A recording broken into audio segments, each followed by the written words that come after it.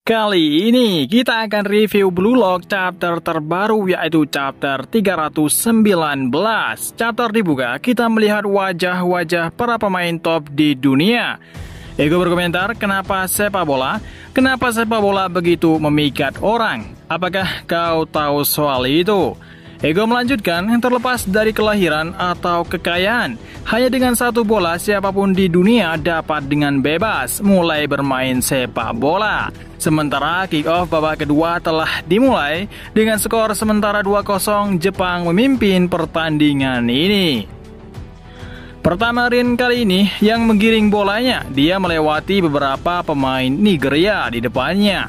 Lalu Ego melanjutkan, ini tanpa diragukan lagi, salah satu alasan mengapa jumlah orang yang berpartisipasi dalam olahraga ini begitu besar. Namun, pada hakikatnya olahraga adalah sesuatu yang bahkan lebih primitif. Dasarnya asal-usul olahraga. Ego mengatakan, itulah sebabnya hati manusia kita secara naluriah terpesona oleh olahraga. Sementara Rin kali ini dihentikan oleh Obo.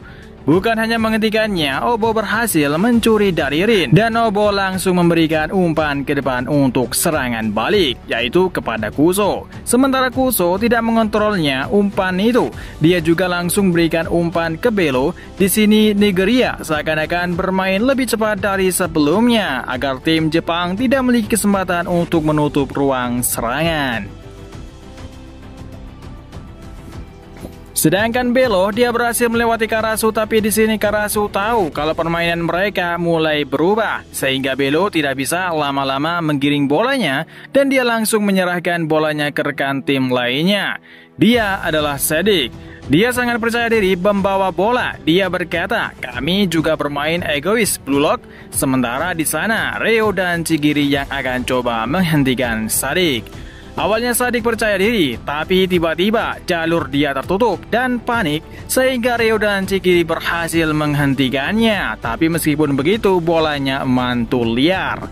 Ego berkomentar, membentuk tim saling bertukar kehendak, memojokkan mangsa dan melancarkan serangan terakhir. Ini tak lain adalah bentuk evolusi dari perburuan kelompok.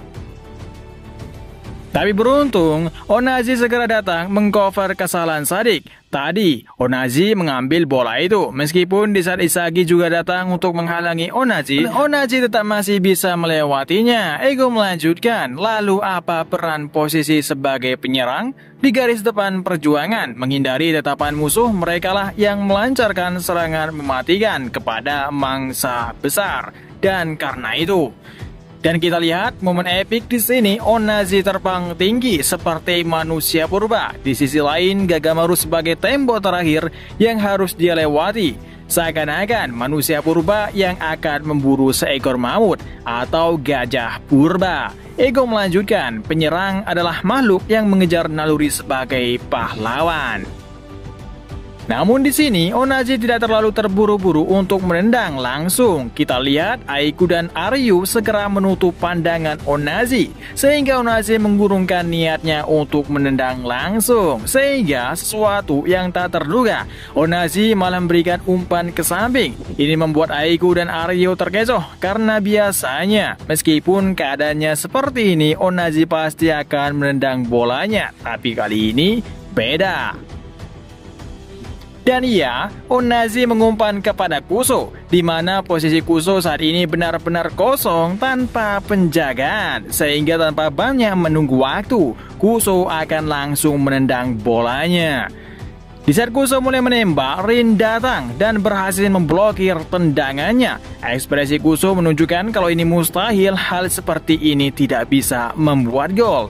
Rin berkomentar, keinginanmu untuk mencetak gol tidak cukup kuat. Terlalu lembek, dasar kutu buku bermata empat. Dari pernyataan Rin, kita bisa simpulkan bahwa tadi Kuso masih ada keraguan untuk menendang. Mungkin dia selalu terbiasa memberikan umpan untuk Onazi, atau hanya Onazi yang mencetak gol di timnya.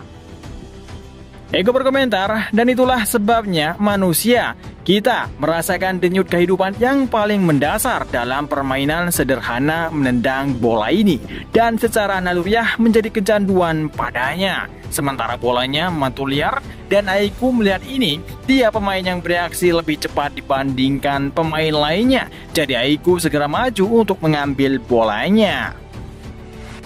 Dan kita lihat, Aiku lebih dulu mendapatkan bolanya ketimbang pemain Nigeria. Aiku langsung menyundul bola ke depan, sementara Isagi dan Rin sudah menunggu.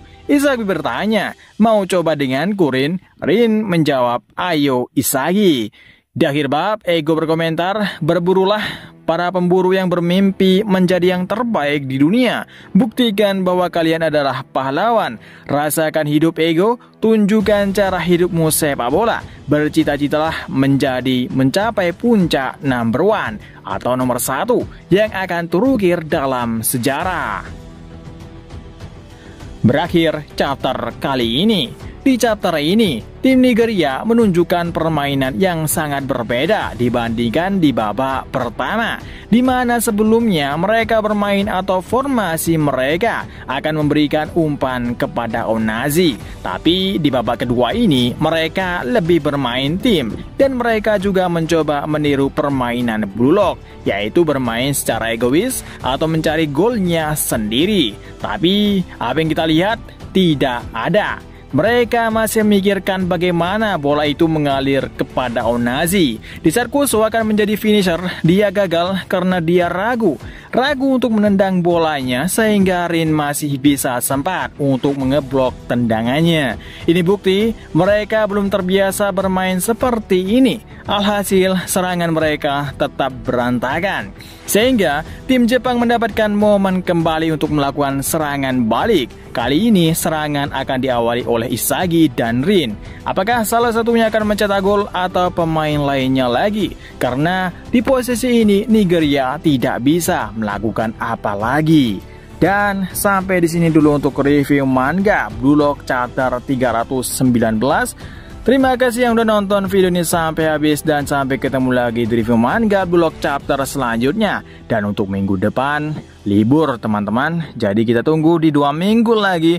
Dan sampai jumpa juga ketemu lagi di manga-manga lainnya. Sampai ketemu lagi.